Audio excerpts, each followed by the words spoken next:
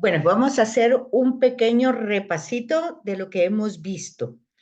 Y se recuerdan que estamos con la palabra hebrea, que la debemos comprender en los distintos libros, porque esta palabra va a cambiar su significado de acuerdo al contexto.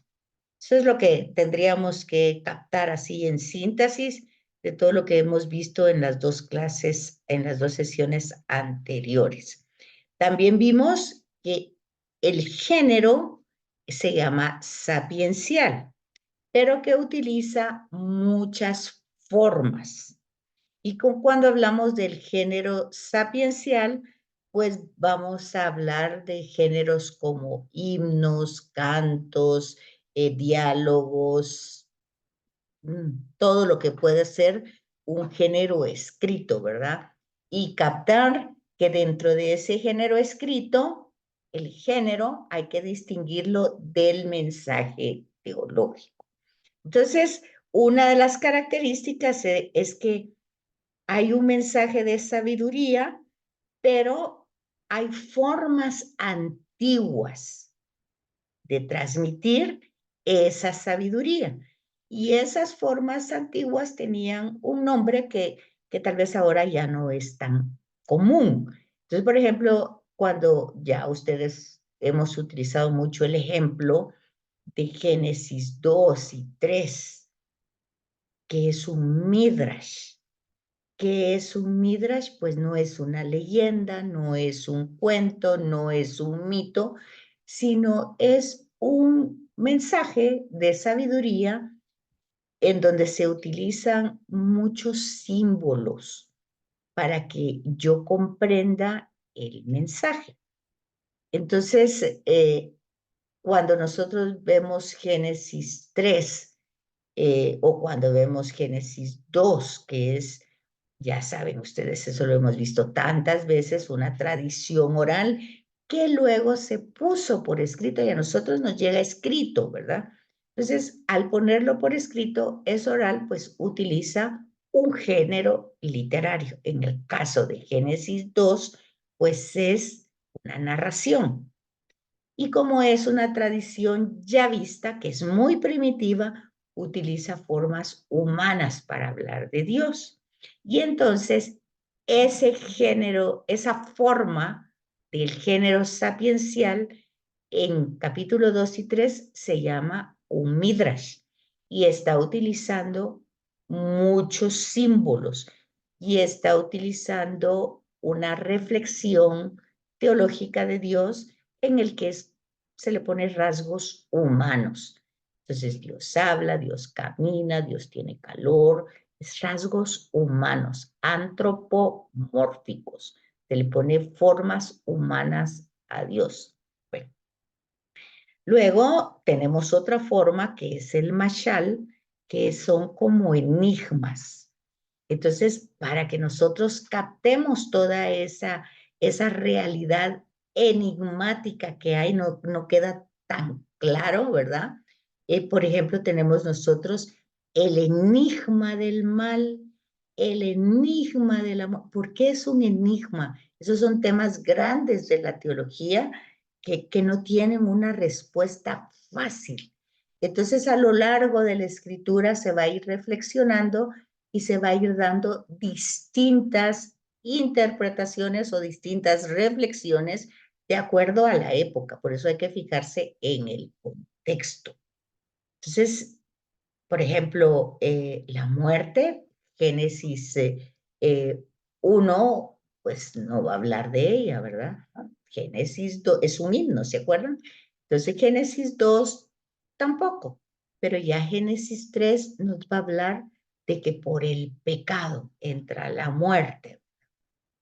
Y entonces vamos a ver esa muerte que no es biológica, porque esta reflexión se hace de una pareja que es genérica, porque ya hablamos de eso, ¿verdad? Adamá, el nombre de Adán viene de Adamá, que significa barro, y Eva, madre, pero en el transcurso de los libros o en el mismo texto se va a volver pues una pareja, no un genérico, sino una pareja. Va teniendo ese proceso, ¿verdad? Y que tuvieron hijos. Entonces, de un genérico se va teniendo una interpretación personal, pero nosotros, o individual, nosotros tenemos que llevar esa lectura viendo la forma que va utilizando el tema, ¿verdad? Porque es un enigma, el mal, el sufrimiento, la muerte, aparecen en Génesis 3 como una maldición, por decir así, a causa del pecado. Pero eso se va a ir desarrollando y se va a ir reflexionando posteriormente de otra manera, hasta llegar a Jesús, que se ven solo las bienaventuranzas. Entonces, todo eso nosotros lo tenemos que ir comprendiendo.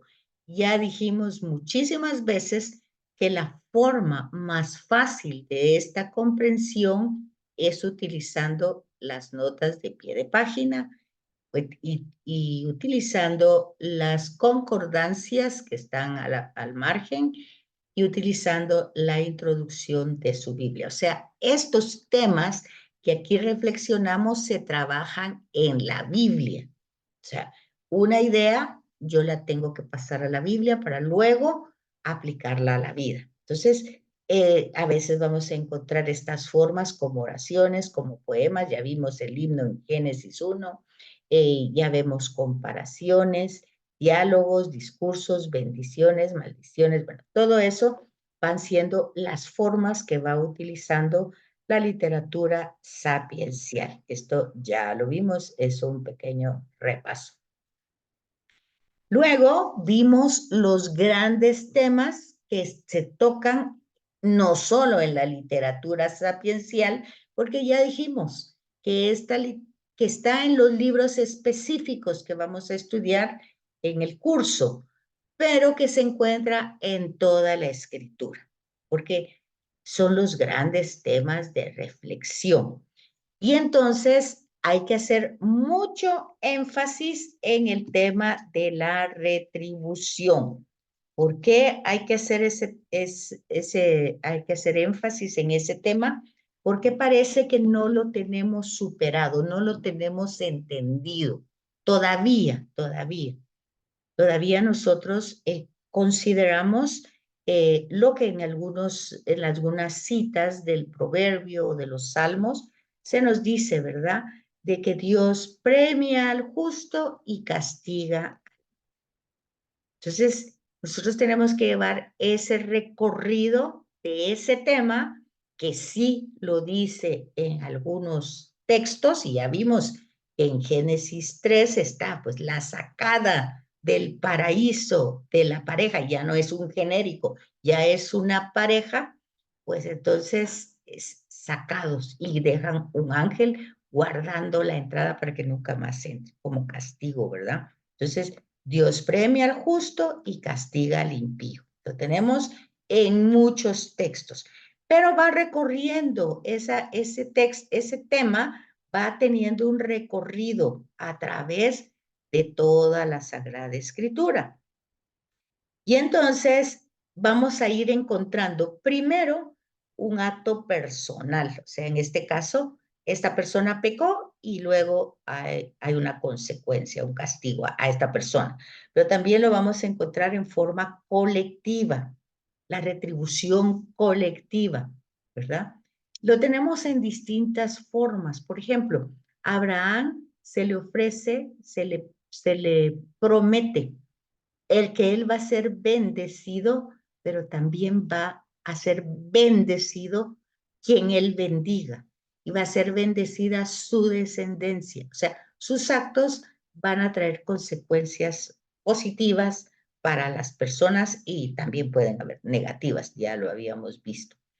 También tenemos, hay que resaltar que esta doctrina que se va dando en el Antiguo Testamento va teniendo muchas formas de expresarlo. y hay que ir captando el contexto en cada una de estas realidades. Cuando veamos el libro de Job, que va a explicar ese tema, ¿y cómo lo va a explicar? Pues lo va a explicar con diálogos, con los amigos que llegan, con la misma reflexión que hace Job. Hay muchos diálogos y hay que fijarse en eso. Entonces luego vemos que aquí, ya con el hecho de que se utiliza la palabra enigma, pues ya sabemos que forma parte de una literatura sapiencial y que no va a dar una respuesta fácil, sino que la reflexión se va a ir desarrollando desde Génesis, que ya vemos pues que básicamente lo que dice los diálogos que ahí se desarrollan es que el ser humano tiene un don de Dios que es la libertad. Con esa libertad, al hacer uso, se le llama el libre albedrío, pues él quiere ser como Dios. O sea, no quiere depender, no quiere ser criatura. Entonces, esa acción hace que, que él no respete sus límites. Todo esto está desarrollado a través de símbolos, ¿verdad? El árbol, la serpiente, todo significa algo, representa algo, mejor dicho. Bueno, todos esos diálogos nos va diciendo dónde tiene la raíz el mal, y obviamente teológicamente la reflexión que hace es que el mal tiene su raíz porque nos alejamos, nos alienamos del único bien, y que Dios nos ha creado para hacer el bien, y que el libre albedrío es hacer mal uso de la libertad y hacer el mal, que Dios no nos creó para hacer el mal, sino para hacer el bien. Pero nosotros, pues, decidimos hacer el mal. Bueno, entonces ahí básicamente está la raíz. Pero luego nosotros vamos a ver en todos los textos que se ramifica el mal de muchas maneras. Tiene multiformas de formas. Tiene miles de formas, ¿verdad? Y en todas estas formas, pues lo que se va descubriendo es de que tiene repercusiones, no solo en mi vida, sino en las demás. Entonces, es un enigma que se da, que se va desarrollando grandemente y que de alguna manera en ese engranaje pues llega al culmen con Jesús de Nazaret, que la cruz viene a ser como la cruz donde muere Jesús, ¿verdad? O sea, la cruz con el crucificado, no la cruz sin el crucificado. La cruz con el crucificado viene a ser como algo que se inserta en un engranaje de mal para cortarlo, ¿verdad? Para romperlo. Entonces, ahí está. Ahora, la gente dice, bueno, pero si sigue el mal, pues sigue. Pues claro, porque las personas, eh, pues en primer lugar, cada vez creen menos en la verdad de Jesús, en la verdad de Dios, y entonces pues cada vez lo han querido retirar de, de la mente, de la sociedad, de la vida familiar. Y entonces, pues, cada quien hace las cosas como quiere y cada quien tiene sus verdades, ¿verdad? Entonces, el mal se sigue desarrollando por eso, según Génesis 3, ¿verdad? La alienación, o sea, nos hemos alejado tanto, pero tienen que poner atención que esto es una reflexión teológica de la escritura, que no se le puede aplicar a todo el mundo, porque si las personas no creen en la escritura, pues ni que es revelación de Dios, ni que es inspiración de Dios, pues entonces este tema, pues no tiene ninguna relevancia en esas personas, ¿verdad? Y en nosotros, pues dependiendo si nuestras creencias tienen, pues son reales, por eso estamos estudiando, para ver las implicaciones que tienen en nuestra vida. Lo mismo pasa con el sufrimiento, ¿verdad? Que también es un enigma y que de alguna manera también llega hasta su verdadero sentido con la persona de Jesús. Entonces vamos viendo todo ese desarrollo que se va dando hasta llegar a la persona de Jesús.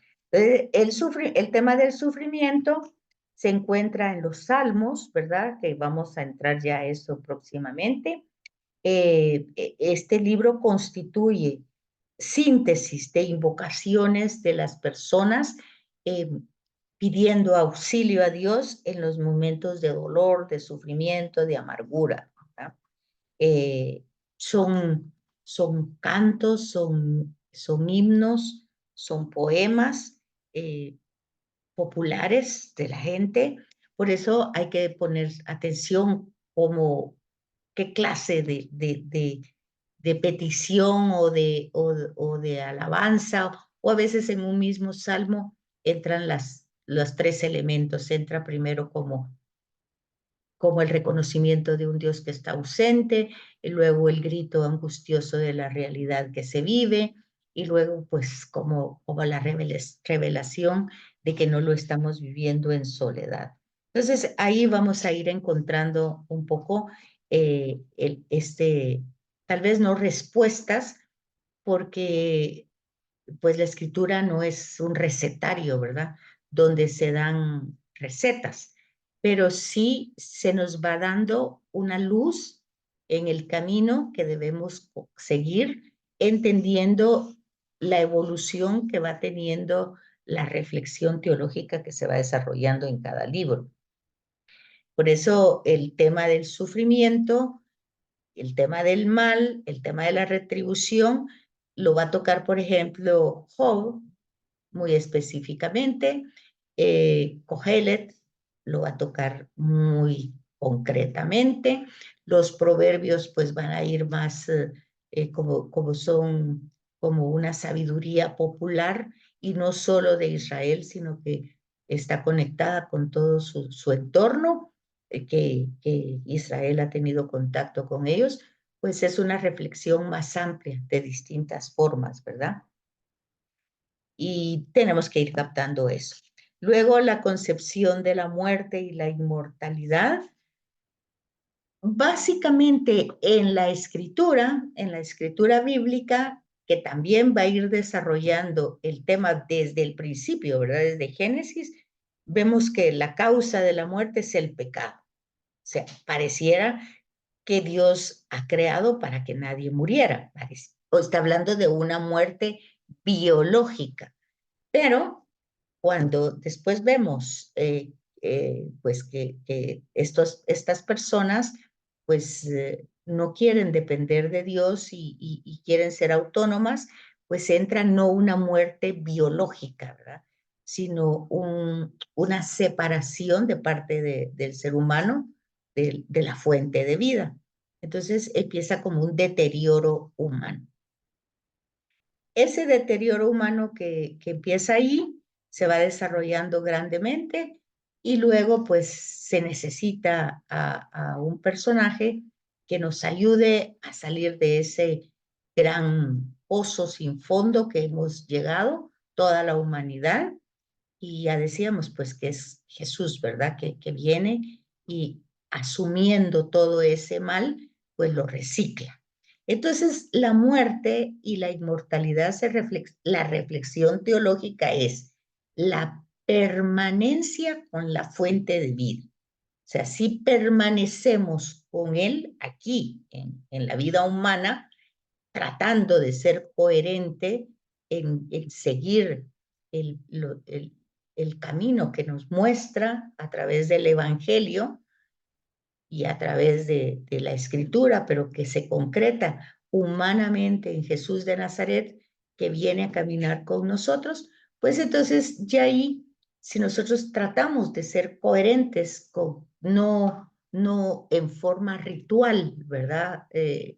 Sino que más como una forma de vida concreta, pues entonces estamos como proyectando nuestra vida inmortal con Dios, ¿verdad? Porque al final el tema de la inmortalidad tiene que ver con la permanencia en Dios, porque el único inmortal es Dios. Entonces, en la medida que yo permanezca en Dios, aquí, pues voy a tener la muerte física, ¿verdad? Biológica, pero la vida continuará. Es una realidad que seguirá en plenitud, ¿verdad? Y entonces, lo que nos va diciendo el Cogelet, la sabiduría, pues, del Antiguo Testamento, es que nosotros deberíamos yo sé que nuestra sabiduría se concreta en, en tener en cuenta los años que vamos a vivir. O sea, no es que estemos pensando constantemente que nos vamos a morir y cuando, no, pero saber que nos vamos a morir, que aquí no estamos para siempre, que no es algo normal, por muy jóvenes que seamos, que pensemos que aquí esto va a durar eternamente, estamos de paso, ¿verdad? Entonces nosotros deberíamos de calcular los años que vamos a... Y entonces ser coherentes con eso, de saber que si no vamos a estar aquí eternamente, pues calculando lo que vamos a vivir, pues que vayamos corrigiendo nuestras tendencias, inclinaciones, que muchas veces se nos transmitieron, se nos inculcaron, pero fueron equivocadas, y entonces tenemos que ir en un proceso de desaprendizaje. Entonces la sabiduría va a consistir en eso. Y obviamente en el tema de Jesús, pues que nos va haciendo el camino, que Él es el camino, que Él es la enseñanza, que Él es la verdad, que Él es la vida. Entonces, si ese es el dato revelado, la persona de Jesús de Nazaret, humanamente hablando, pues entonces creerle, actuar en coherencia. Y como eso no es fácil, ¿verdad? Entonces, pues ya vemos, vamos a ver más adelante en los temas, cómo Jesús nos deja su espíritu para facilitar ese trayecto, ¿verdad? Entonces, está como todo muy bien coordinado, pero nosotros tenemos que tener una apertura cierta, ¿verdad? No solo de idea o de buena intención, sino una recta intención, un corazón sincero y honesto en relación a eso. Entonces, la inmortalidad y la muerte tiene que ver con eso, con Dios. O sea, si permanecemos en Él, no es que no nos vayamos a enfermar ni que no nos vayamos a morir. Todo va a pasar, pero todo es un proceso de transformación, porque hemos permanecido en Dios, pues entonces, eso lo decía el catecismo de la primera comunión, ¿verdad? ¿Para qué creó Dios al hombre? Pues para conocerlo, amarlo y servirlo en esta vida y gozar en él, con él en la eternidad. Bueno, esa es la propuesta que hace la teología en relación a estos grandes temas. O sea, la retribución, pues las evidencias dicen que no es así, que Dios no premia al justo y castiga al malo, porque hay muchas veces que las acciones malas salen muy bien para la gente y el que ha actuado bien lo ve eso con cierta cólera y recelo, ¿verdad? Y entonces luego el mal, pues está por todos lados, ¿verdad? Entonces, el Padre Nuestro dice, no nos dejes caer en esa tentación del mal, líbranos del mal. Y el sufrimiento, pues, es una consecuencia también de eso. Entonces, son los grandes temas que se van a ir desarrollando y que llegan a su culmen, que es el tema de hoy, en la relectura que se hace de todos los libros sapienciales y de todos los libros del Antiguo Testamento en la persona de Jesús. Y entonces aquí hay que tomar en cuenta algo muy importante. Fíjense pues, los libros sapienciales en el Nuevo Testamento tienen mucha relevancia. ¿Por qué? Bueno, si nos ubicamos en la escena de los caminantes de Emaús, si recuerdan esa cita, ¿verdad? Lucas 24. Bueno, entonces hay diálogo que va teniendo estos caminantes con este forastero que encuentran en el camino y que quiere que descubran o reconozcan quién es él. Fíjense que ese es un tema que va en todo el Nuevo Testamento, el reconocer a Jesús en nuestra historia. en nuestras circunstancias, en nuestra vida actual.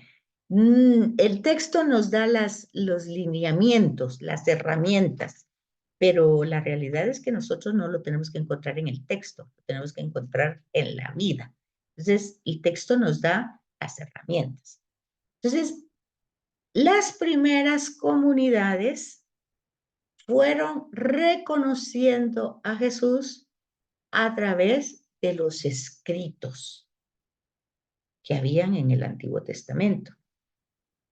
Y entonces aquí encontramos la relevancia, sobre todo, de los libros sapienciales, pero de toda la sabiduría que hay en el Antiguo Testamento. ¿Por qué? Porque es aplicada a Jesús.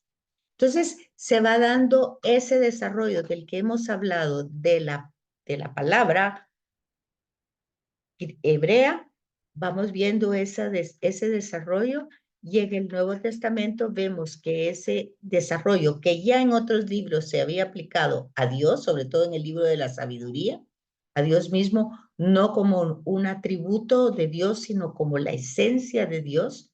Dios es sabio, Dios es, todo lo sabe, todo lo conoce, Él lo ha creado.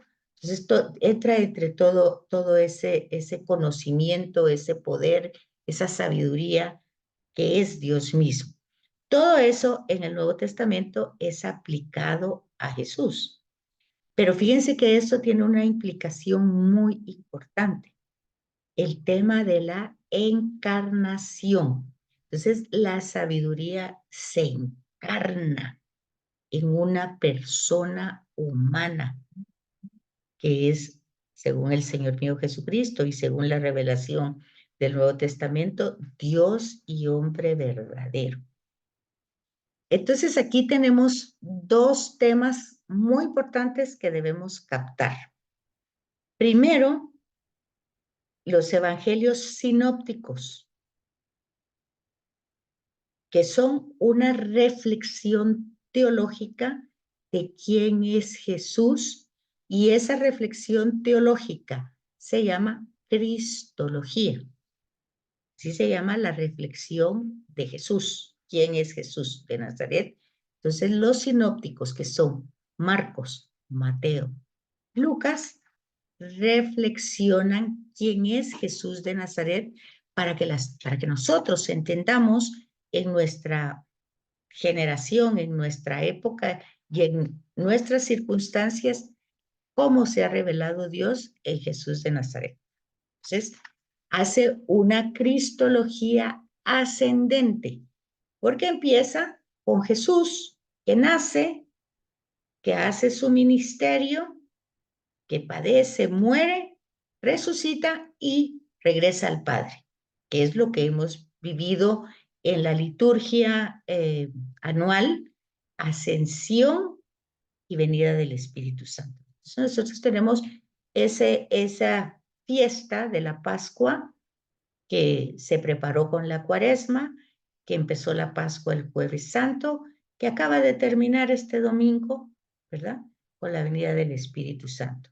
Bueno, eso Lucas lo explica perfectamente bien en sus dos libros, el Evangelio y luego Hechos de los Apóstoles. Ahí está explicado claramente todo ese proceso litúrgico que nosotros también lo vivimos en la Eucaristía. Pero luego tenemos nosotros aquí como el tema de Jesús, sabiduría de Dios, maestro de sabiduría, es aplicado de forma diferente, o sea, con una cristología distinta, que es la de Juan, que tiene una cristología descendente. O sea, ¿por qué? Porque el prólogo empieza diciendo que en el principio existía la palabra era Dios. Bueno, entonces existía desde la eternidad y por él fueron hechas todas las cosas, desde la creación. Entonces desciende, viene de Dios, desciende y se hace humano. En la cristología de los sinópticos es diferente. Es humano, pero, pero ya en el Evangelio de Lucas y en el de Mateo vemos que la misma acción de Dios que entra en el vientre de María y se encarna por el Espíritu Santo. Eso lo vemos en el Evangelio de Lucas. Y en el de Mateo, pues vemos que en sueños el ángel le dice a José de forma diferente lo mismo, ¿verdad? Entonces, encontramos los sinópticos una cristología ascendente. Jesús nace, su ministerio, lo vive de Galilea a Jerusalén, muere en Jerusalén, resucita en Jerusalén, regresa a Galilea y luego pues sube al cielo. Entonces es una cristología ascendente, sube al cielo. Luego en el Evangelio de Juan vemos otra cristología, que es descendente. Desde el prólogo dice que Jesús existía, lo representa con la palabra logos. Al principio existía la palabra estaba en Dios, la palabra era de bueno. Por él fueron hechas todas las cosas, sin él no nada hubiera existido. Y cuando habla de la encarnación, lo dice de una manera diferente. Puso una carpa en medio de nosotros, o sea, una vivienda. Vino a los suyos y los suyos no lo recibieron. Pero a los que recibieron les dio el poder de ser llamados hijos de Dios. Entonces tenemos dos cristologías diferentes, las de los sinópticos y la de Juan. Pero también tenemos otra cristología diferente, porque en la teología de Juan, Jesús, que ha existido desde siempre con el Padre, pues es el testigo del Padre. Entonces Jesús es enviado por el Padre y Jesús lo que enseña, lo que hace, lo que dice, todo es lo que el Padre quiere que diga, eso es lo que dice.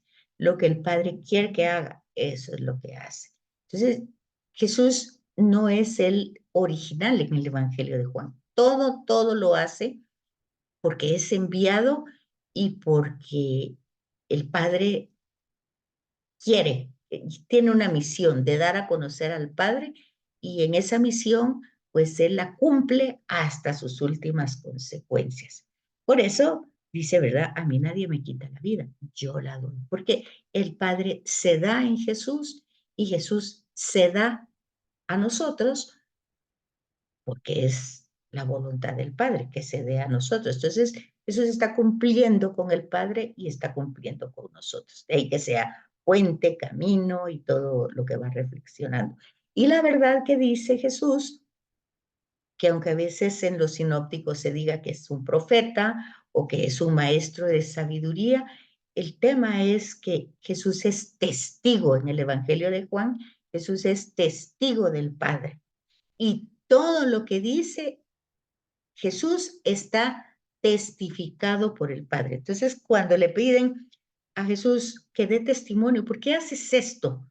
Entonces Jesús dice, pues que el Padre da testimonio de que lo que yo estoy haciendo está bien hecho y porque el Padre quiere que yo lo haga. Entonces, toda la relación en el Evangelio de Juan es la filiación, la conciencia clara que tiene Jesús de ser enviado por el Padre, de dar testimonio del Padre y de hacer todo lo que el Padre quiere que haga. Ese es el Evangelio de Juan. En los sinópticos, pues también Jesús hace la voluntad del Padre, pero esa conciencia que tiene el Evangelio de Juan no es reflejada en el Evangelio los sinópticos. Luego en la teología paulina, la sabiduría es Jesús. Y entonces Pablo no predica al Padre, Pablo predica a Jesús, porque lo que experimenta Pablo es a Jesús resucitado. Acuérdense que Pablo era fariseo, era judío, ¿verdad? Formado por Gamaliel, que era un rabino muy importante, y perseguía a los cristianos, o sea que Pablo creía en un solo Dios, en Yahvé y todo, ¿verdad? Y conocía toda esa sabiduría del Antiguo Testamento. Pero resulta que camino a Damasco, persiguiendo a los cristianos, experimenta al resucitado. Entonces, Pablo no va a seguir la predicación que tenía como fariseo, sino Pablo va a predicar Jesús y este muerto y resucitado, que es el querigma, ¿verdad? Es el anuncio. Es lo que tenemos que, que anunciar nosotros cuando se habla del evangelio, de evangelizar, pues no se trata de ir a repetir cosas, sino que es ser testigo. Pablo era testigo de que Jesús ha resucitado porque él lo experimentó camino a Damasco y es testigo de que no tenía mérito alguno porque andaba persiguiéndolos. De hecho, Jesús le pregunta, ¿por qué me persigues? Entonces, hay una experiencia de no tener méritos para tener un encuentro con el resucitado y Pablo cambia totalmente su vida, no de una manera mágica, se va 3 años a Arabia a profundizar sobre la nueva experiencia y luego es lo que anuncia, ¿verdad?, a Jesús y este muerto y resucitado. Pero fíjense que hay diferencia de reflexión y una sabiduría que se reflexiona de una manera diferente. Y entonces, pues son los distintos procesos o movimientos o evolución de la misma sabiduría que se ha reflexionado desde perspectivas diferentes y nosotros pues tendríamos que captar en Sagrada Escritura, en el diplomado, esta herramienta que estamos compartiendo ahorita. No sé si les queda dudas, preguntas de lo que hasta ahorita hemos dicho.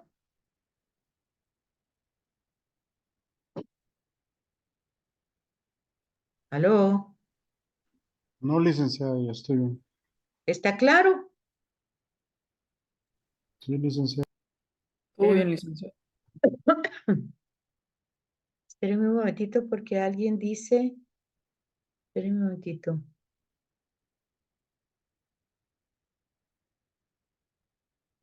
Ok, ¿sí lograron entrar? Aquí alguien me dice que no ha podido entrar. Hay solo 12, pero no sé si es porque no han podido entrar o... Sí, es que le pedía una cuenta de empresa, pero ¿Cómo así?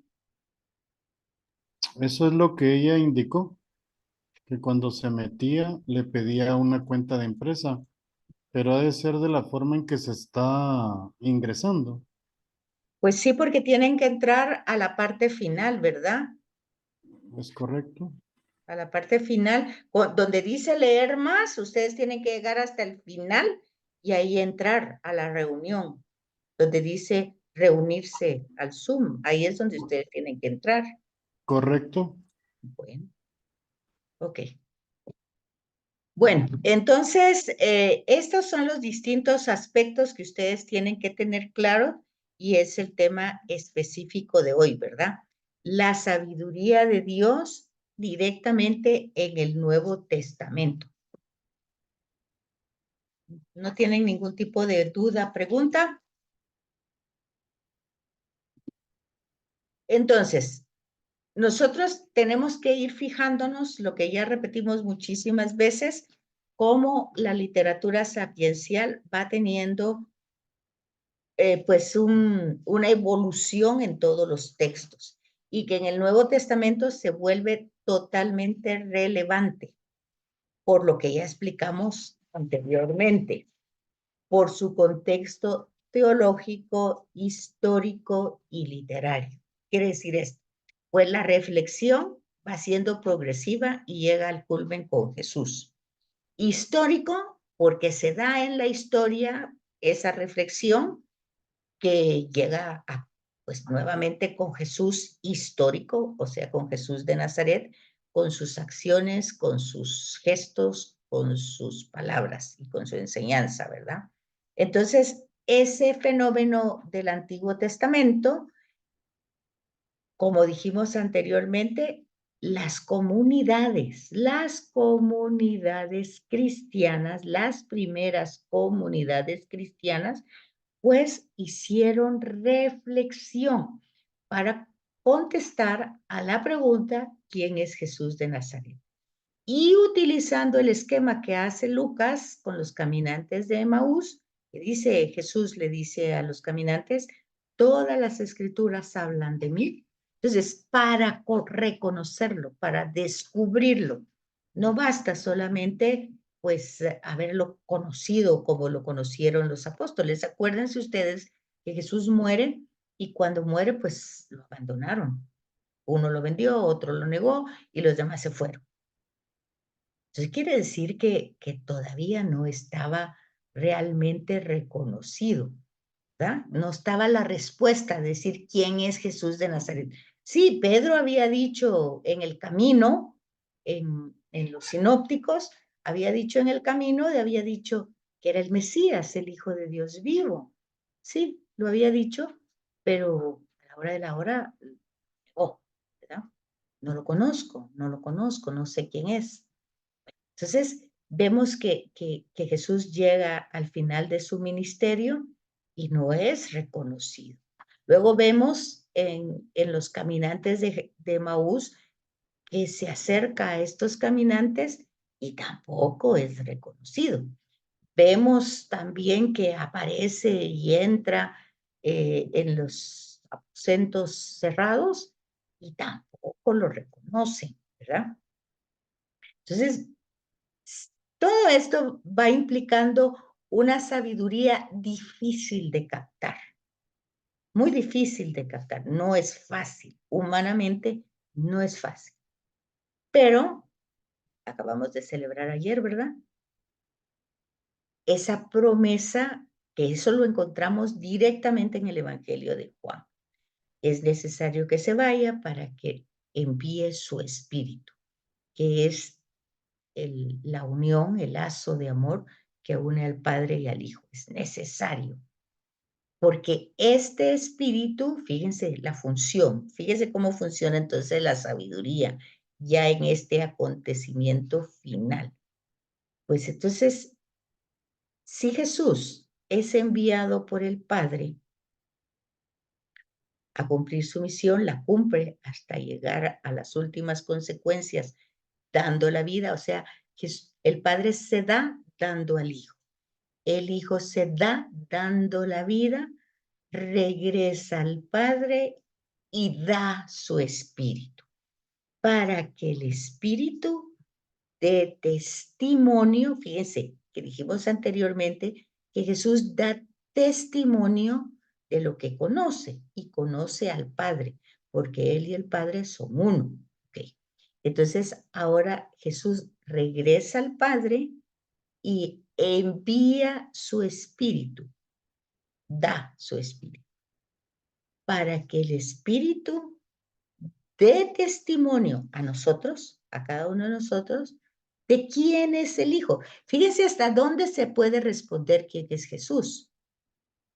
No se responde fácilmente. Tiene que ser un don por eso la fe, la esperanza y el amor son virtudes teologales, teologales. ¿Qué quiere decir? Que Dios las da. Y no las da si no las pedimos. Para que nos la dé, las tenemos que pedir.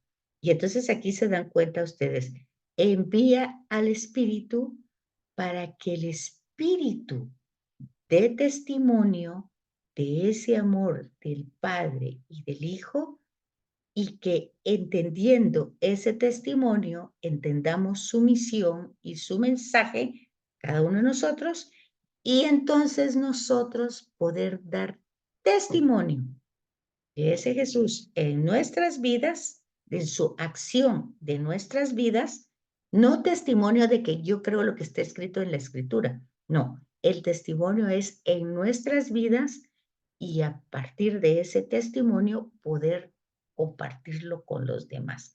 Es lo que dice Ya decía el Papa Benedicto, ¿verdad? Que hoy las comunidades cristianas necesitan testigos. Un catequista debe ser un testigo, no alguien que enseña doctrina, no, alguien que experimenta una realidad que la ha descubierto porque el Espíritu le ha permitido descubrir, porque lo ha pedido, porque lo ha querido, y descubre el proyecto de Dios en su vida y luego da testimonio de él a los demás. Entonces, aquí es donde nosotros encontramos esto, que este eco que viene del Antiguo Testamento ha tenido las manifestaciones de Dios en Jesucristo. Por eso en el Evangelio de Juan no se habla de milagros, ¿verdad? Se habla de signos, 7 signos, no hay cantidad de milagros, no hay exorcismos, no hay parábolas, hay 7 signos. Y es que ahí es donde nosotros tenemos que entender lo que es un signo. Hoy parece que en Guatemala amanecimos con mucho humo. Pues no sé si ustedes se fijaron en eso, ¿verdad? Pero pues había mucho humo, que parecía neblina, pero era humo. Y entonces ese era un signo de que había un gran incendio, donde nadie sabía, pero el signo era claro. Y a algunos les estaba afectando la garganta, a otros les estaba afectando los ojos. En fin, había un signo. ¿Dónde era? ¿Por qué no sabíamos qué estaba pasando? Bueno, entonces el signo manifiesta una realidad más profunda de lo que estamos viendo. Entonces en el Evangelio de Juan hay 7 signos que manifiestan que en Jesús de Nazaret está la sabiduría de Dios. No solo está en la forma, por ejemplo, en los sinópticos, en la forma que enseña por parábolas o la forma como corrige, a veces confrontando con sabios argumentos, o por sus gestos, o por, en los sinópticos por sus milagros, por sus acciones que también manifiestan la presencia de Dios. Pero fíjense, es tan difícil en los sinópticos porque la gente se queda en los milagros, no se queda en el signo es el milagro, pero no hay que quedarse en el signo, sino en quién hizo ese signo, ¿verdad? O sea, lo que estamos hablando del humo y del fuego. No hay que quedarse en que hay mucho humo, es de dónde sale este humo. Entonces, igual pasa en el Evangelio de Juan. Por eso corrige, en lugar de hablar de milagros, signos, porque estos signos nos tienen que llevar a quién lo hace. Y Jesús lo hace, pero lo hace por el Padre, porque por eso tiene que llevar uno la lectura del Evangelio, ¿verdad? Entonces, aquí encontramos que en el contexto de los sinópticos, o sea, de los evangelios de Marcos, Mateo y Lucas, nosotros encontramos que Jesús es percibido como maestro de sabiduría, enseña. Pero habían muchos maestros en el tiempo de Jesús. Los rabinos eran maestros, enseñaban en las sinagogas. Los escribas también eran maestros, ellos escribían la escritura, la transcribían, ya hablamos de eso, cuando los rollos se arruinaban o todo eso, ellos estaban dedicados, era su trabajo. Entonces habían muchas personas que eran eruditos en el tema, pero a Jesús se le llama maestro de sabiduría, no solo por lo que dice, sino por la coherencia que hay en lo que dice y en lo que hace, o sea, en sus obras y en sus enseñanzas y sobre todo en sus actitudes, en sus gestos, que correspondían a la conciencia clara de que Jesús sabe claramente, sobre todo en el Evangelio de Juan, que es hijo de Dios. ¿Verdad? en el Evangelio de Juan, Jesús tiene clara conciencia de que es enviado del Padre y que su misión el Padre se la ha dado, que no es algo que a él se le ocurra, que él quiso hacer, no. Él elige a los que el Padre quiere que elija y él hace lo que el Padre quiere que haga y dice lo que el Padre quiere que diga. Es auténtico hijo de Dios y por tanto goza de la misma sabiduría de Dios. ¿Por qué? Lo que está transmitiendo, él es testigo. Él claramente lo dice en el Evangelio de Juan, ¿verdad? Así lo expresa él en sus palabras, ¿verdad? Tiene clara conciencia de filiación. Filio quiere decir hijo. Es totalmente eh, fundido el Padre. De hecho, el Evangelio de Juan dice eso, ¿verdad? Quien me ve a mí, ve al Padre. Entonces, está claro ese sentido. Y luego, en los sinópticos, Jesús es considerado como un profeta, como un sabio, como un rabino y como alguien que no ve pues no se fija en clases, ¿verdad? Sino que él a todos es incluyente en sus comidas, en su mensaje, lo lleva a todos, ¿verdad? Entonces, tanto que en una oración que hacen los sinópticos, que no está en el Evangelio de Juan, que se le llama el pequeño Magnificat de Jesús, porque acuérdense que María alaba a Dios por las grandezas que ha hecho en ella. O sea, cuando María recibe el anuncio del ángel, no se alaba a ella, alaba a Dios, porque él en su sabiduría ha hecho cosas grandes en ella. Y Jesús alaba al Padre en los sinópticos porque esa sabiduría que él tiene a través de Jesús se la ha dado a conocer a los pobres y pequeños, no a los sabios y a los inteligentes, porque así te ha parecido bien, dice Jesús, ¿verdad? Entonces, esa es donde nosotros tenemos que ver cómo esa sabiduría de Dios se encarna en la persona de Jesucristo, que es acreditado con la misma sabiduría de Dios. Pero eso ya es en el Evangelio, en las cartas de Pablo, perdón, ¿verdad? Entonces tenemos, por ejemplo, en la primera Corintios, ustedes pueden leer eso en su Biblia, que va a presentarse a Jesús como primogénito. Pero fíjese que aquí entran dos palabras que nosotros las tenemos que distinguir. Jesús va a presentarse como unigénito de Dios, pero unigénito quiere decir único. Y como primogénito, primogénito quiere decir primero. Entonces, es el único que tiene esta identidad con Dios, el único. Pero es el primero porque gracias al Espíritu que nos da y que lo celebramos litúrgicamente ayer, nosotros podemos ser como. De hecho, María es eso, ¿verdad? Es por Cristo, por méritos de Cristo, que María es la llena de gracia. Es por méritos de Cristo. Hoy, específicamente, la iglesia conmemora a María como madre de la iglesia, o sea, madre de todas las comunidades, madre de la humanidad entera, si así la reconociera la humanidad, ¿verdad? Y el 1 de enero se venera a María, Madre de Dios. Entonces, es lo que nosotros decimos, ¿verdad? Es Madre de Dios, pero es Madre nuestra.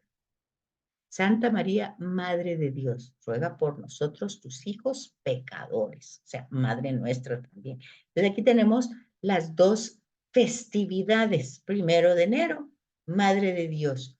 Hoy, después de Pentecostés, Madre de la Iglesia. Entonces, pero ¿eso por qué? Por méritos de Cristo. Entonces, aquí es donde tenemos la teología de comprender primogénito porque es el primero y él, porque acuérdense que cuando nosotros decimos María llena de gracia, pues la estamos diciendo llena del amor de Dios, llena del Padre, del Hijo y del Espíritu. Entonces está llena de Dios, está llena, no de otras cosas, sino de Dios. Entonces, ahí tenemos que Jesús es el primogénito, pero eso quiere decir que es el primero. Pero Él da su espíritu y por su espíritu pueden haber más. Los ángeles, María, José, los ángeles, los santos, todos, la comunidad celestial. Entonces, Él es el primero de toda criatura y artífice de toda la creación y de toda la santidad. Entonces vemos estas reflexiones ya las hace Pablo, ya las va desarrollando el Cristo. Ya es una doctrina o un desarrollo teológico, una reflexión teológica ya de Pablo, porque ya hemos dicho, ha tenido la experiencia del resucitado, sin mérito alguno, ¿verdad? Porque estaba persiguiendo a los cristianos.